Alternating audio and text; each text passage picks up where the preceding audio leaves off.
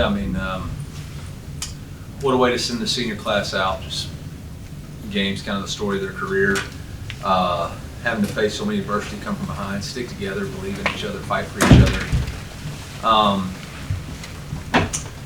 I don't know how much more to say than that. Just really proud of them. Wasn't perfect, you know. Obviously, defensively, we have a lot of things we're going to have to really work on.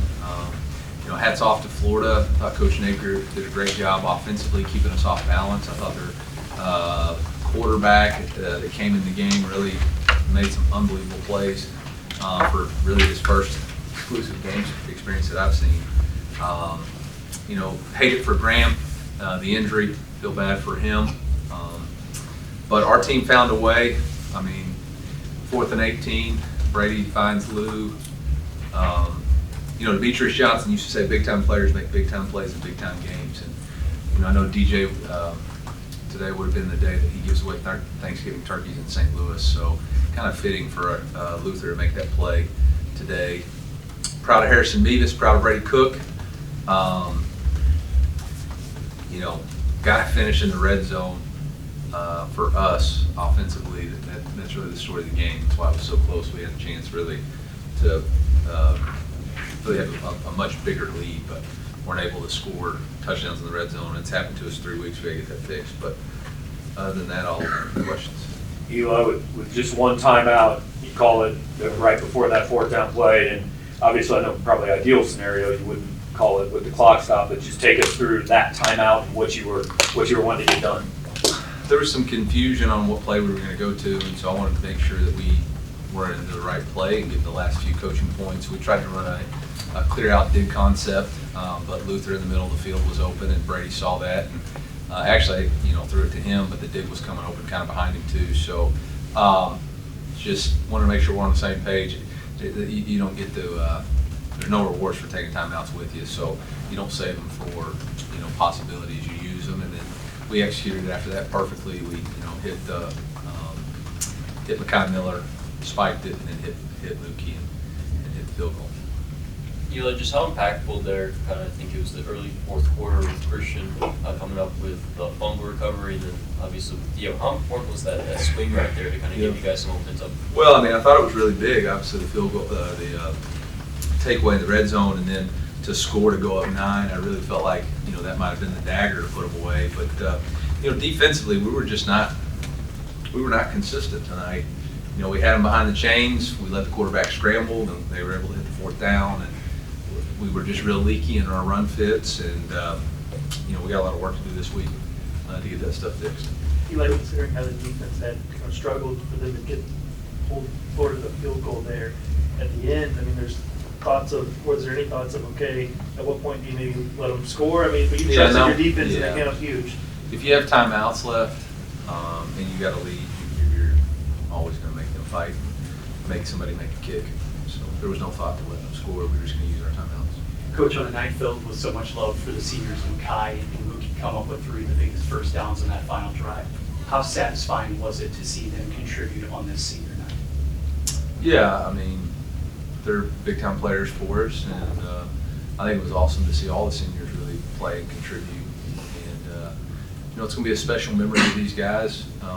Our coaching points all week were focus and finish. We needed to focus on the task at hand. We needed to finish, and tonight that's what we did. We found a way to finish the game. Coach, talk about some of the issues he had on defense tonight. How much do you think that group missed Tyrone Hopper? It's pretty evident, honestly. You know, you miss Chad Bailey and Tyrone Hopper.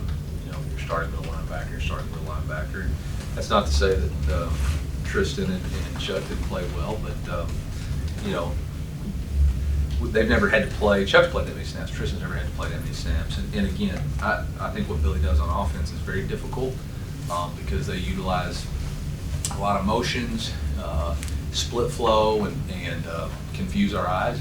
And they were able to do that most of the night. And the quarterback run at the end was big.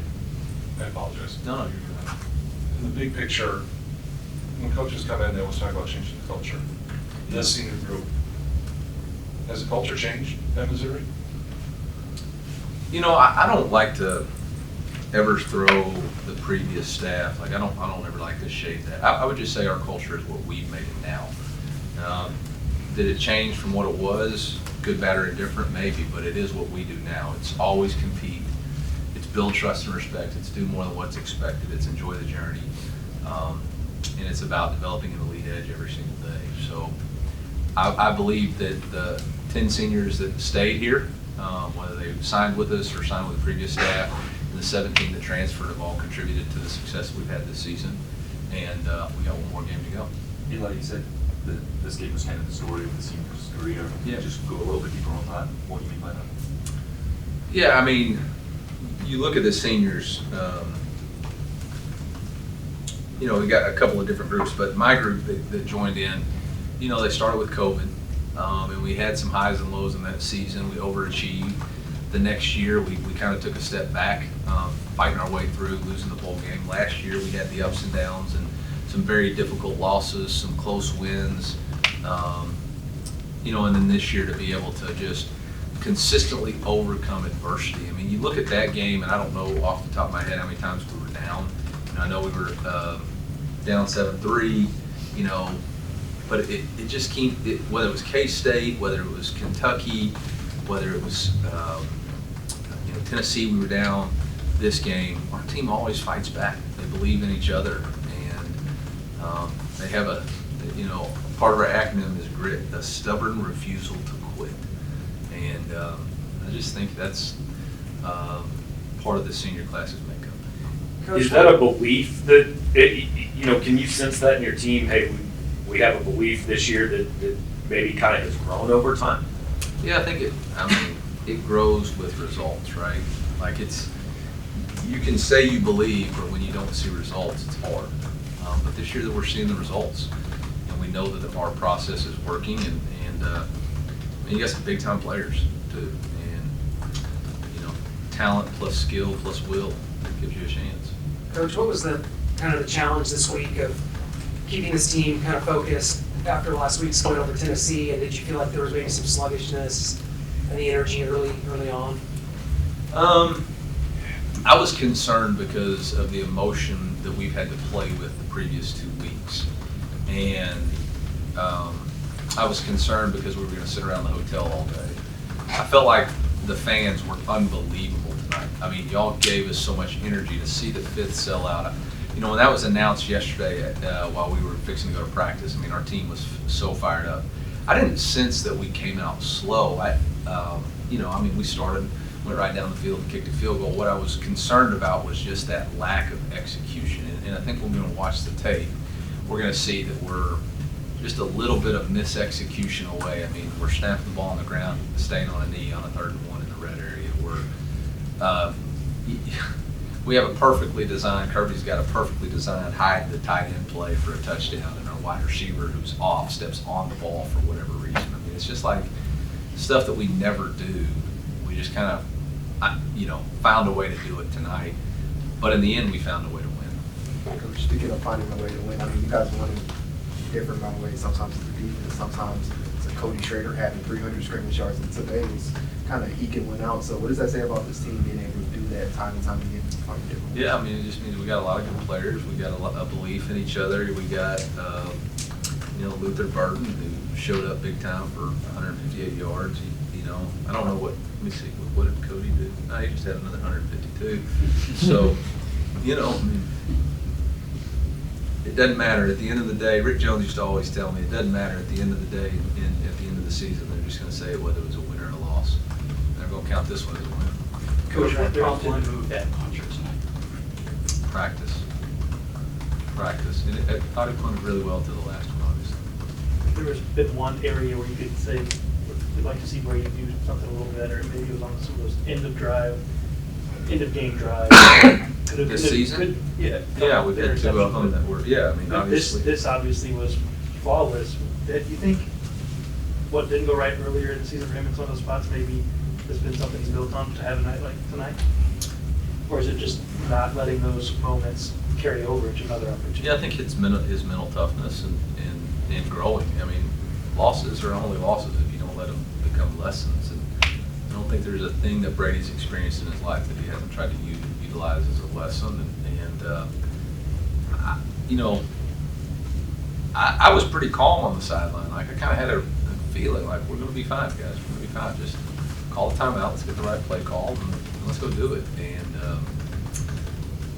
Brady gives me a lot of belief, and I know our players believe in him, too. Is that the first post-game interview you've done, where there's actually a second left on the clock? I've never seen that before. I've never heard of that before. I'm not going to get fined after a win. Sure. But that was the most reviews we've had all season, not even close. Thorough. It was something. Coach, you said leading up to this game that you guys were going to try to use that odd box in the defense more. You got away from it a little bit in that second half. What was happening there, and why did you start going back to the four-man front? We were just too leaky. They were too big, and we weren't able to stick our gaps the way we needed to. We were just too leaky. Coach, as far as the offense goes, a lot of coding in the second half, a lot more passing, or in the first half, a lot more passing in the second half. Just how do you think the evolution played out on that side of the ball? Yeah, I mean, I think we were trying to establish the run. We thought we were going to be able to move the ball on them, and just had to change it up a little bit. I thought Kirby got into a good rhythm, and other than that, we had to drive in the fourth quarter that we got stalled out. But other than that, I think we scored on every drive except that. Are you excited about how you see Northley kind of progress as the season's come on? And if he's not an all SEC freshman or freshman All-American, I don't know what people are watching. So there's a true freshman going out there and dominating people. Like, dominating them. I know we talked about how Harrison deserved the Kansas State the opportunity to do that, but how much he deserved to get carried out by a special team? Yeah, I mean, he obviously deserved it, but that's what the seniors do. They get to get a rock, and they get to get carried off by their position group. And I told them all week, this senior class, man, there would be nothing more for me to be like, you just get to go get a rock. That's not how it works. You got to go earn it, and you can't have victory if you don't go battle. And they went out and battled for 4 quarters for 60 minutes, and they got it done. Is any part of you wishing that playoff would have expanded this season instead of next? Nope. Last question. So, Harrison being 4 for 4, what does it say on a day where most of the different sides of the ball weren't that consistent? What does it mean he's the most consistent? Well, I call him Money Mevis. Y'all call him Thicker Kicker. I call him Money Mevis. He's on the money, and I don't know how that guy didn't make it a semifinalist for the Lou Groza Award. I know that. I mean, I don't get it. Yep. Special player. How many game winners has he hit? 3? That makes 3, right? It's pretty good.